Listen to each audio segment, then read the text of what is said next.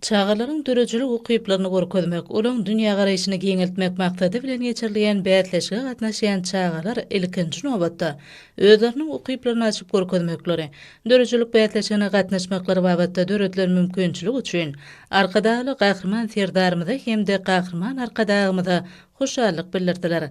Bätleşige gatnaşýan çağalar özleriniň çeper dörejiliginiň ösü bilen parahatçylygy, bagtyar çağalygy, ýurdumyň hemde arkadag şäheriniň gözelliklerini bedi watlarymyza watyp etdiler. Olaň bätleşikde çeken suratlary, gahrman arkadagymyzyň belleşi ýaly gadnaryň döredilmeginiň 4 ýyllygyna münasip sowga döwürler.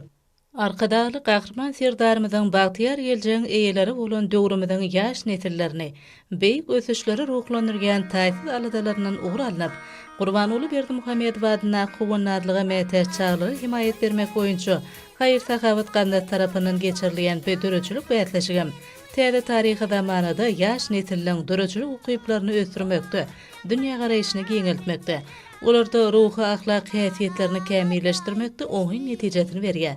Bätleşik sura çekmek we amal haşam sunugaty, aýdymsat we tan sunugaty hemde türkmen milli oýunlary diýen 3 or boýunça ýurdumyň vilayetlerine, Arkada we Aşgabat şäherlerine mektebe çel çağlar idaralaryna terbiýelenýän körpeliň hemde umum bilim bergen orta mekteplerine bilim alýan okuwçylaryň arasyna geçirildi.